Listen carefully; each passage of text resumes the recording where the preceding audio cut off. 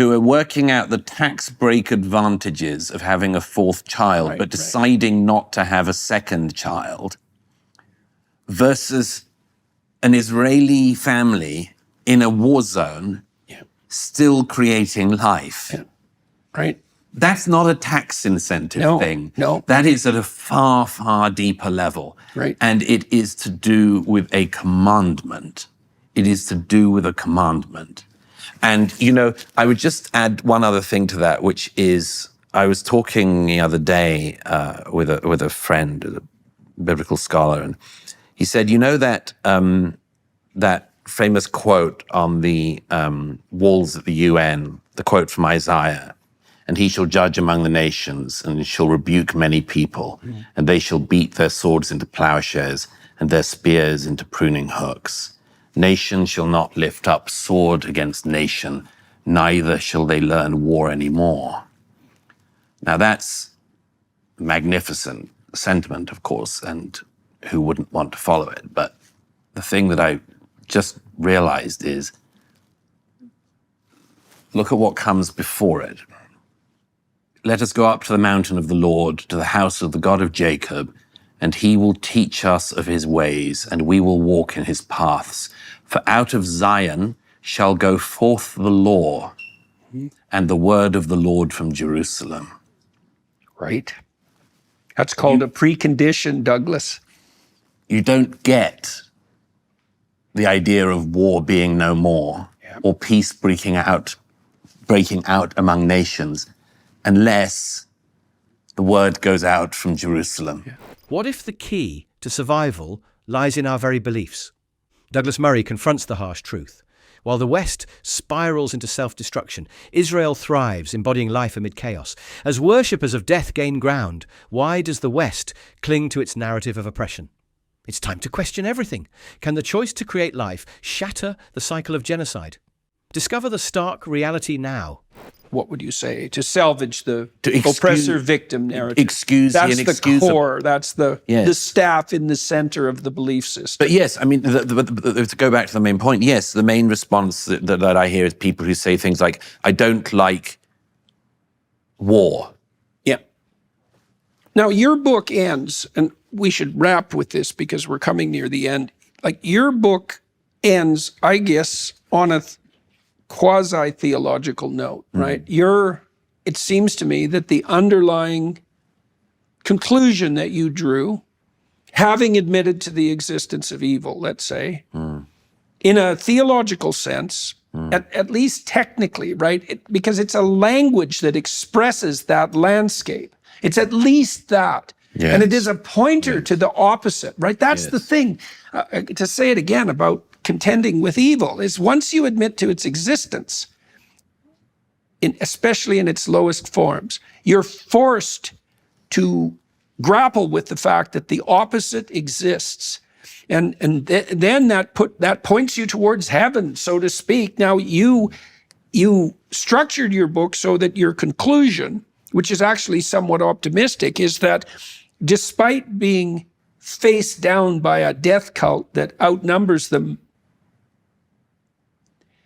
geometrically, the Israelis are still there. Yes. And they're thriving. Yes. And there are forces within the Islamic world that have recognized that and that are doing their best to, what? Not even so much reconcile themselves to that fact, but perhaps even to welcome it. Yes. And that's held after October 7th, which was a complete bloody miracle. That was the Abraham Accords. And that's what I want to talk to you on the Daily Wire side, because I would like to talk to you. We didn't get into the issue of Islam versus Christianity. Islam's apologists whine of oppression. A pathetic narrative. Murray exposes how admitting evil forces one to acknowledge good. Israel faces a death cult, yet thrives. The Abraham Accords were a miracle, a beacon against barbarity until October 7th. Why does the West still coddle these terrorists? 75% of terrorist groups worldwide are Islamic, as per the Global Terrorism Index. Yet the narrative blames everyone but them. And exactly how that might be conceptualized and mediated. But I'd like to do that on the Daily Wire side for all of you who are watching and listening. That worship of life, right? It's it's the axiomatic presupposition that it's no different than the presupposition, I think, that people are made in the image of God. It's just different language.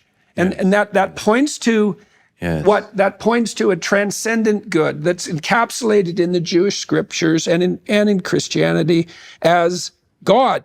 Yes. God's the spirit that demands that life be valued above all, really, above all. Yes. Not above God, perhaps. But Yes. and that's more like a definition, you know? Yes. And then the question is, and I've thought about this for a long time, well, what if you abandon your belief in the goodness of life? Job refuses to do that. The antinatalists abandon their belief in the goodness of life. Yes. The cascading consequences of that are genocidal. That's where it ends, always. Yes. And that's what's happening. But the opportunity to see the opposite of that, to see the opposite of the antinatalism, for instance.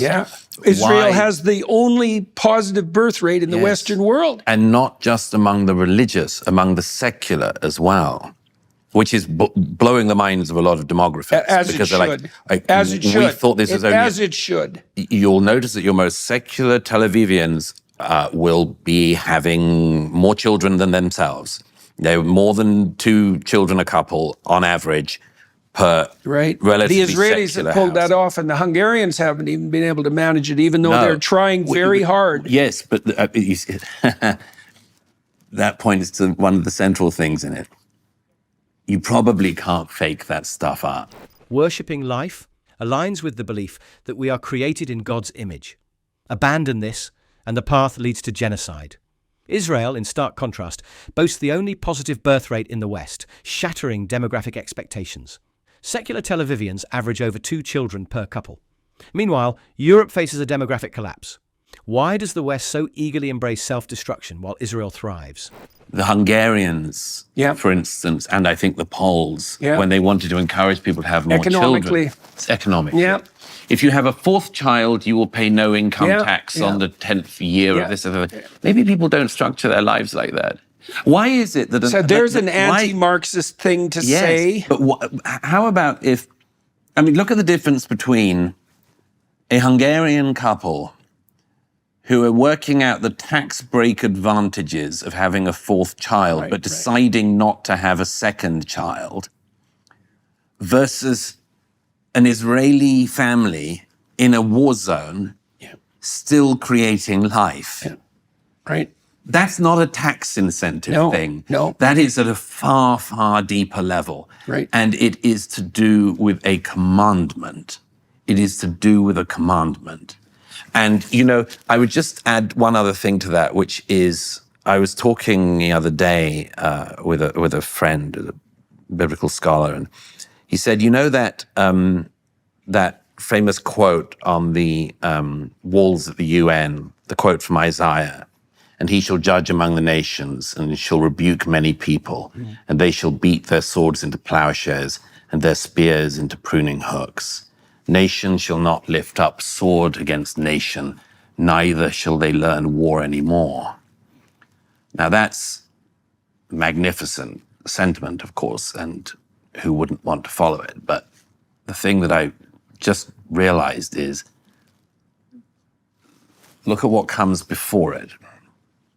Let us go up to the mountain of the Lord, to the house of the God of Jacob, and he will teach us of his ways, and we will walk in his paths. For out of Zion shall go forth the law, and the word of the Lord from Jerusalem. Hungary offers tax breaks for families, yet they hesitate to have more children.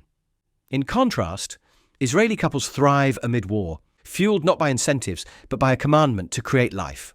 This stark reality shows the cultural depth behind their choices.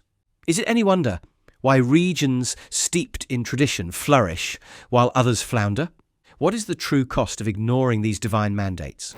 That's called a precondition, Douglas.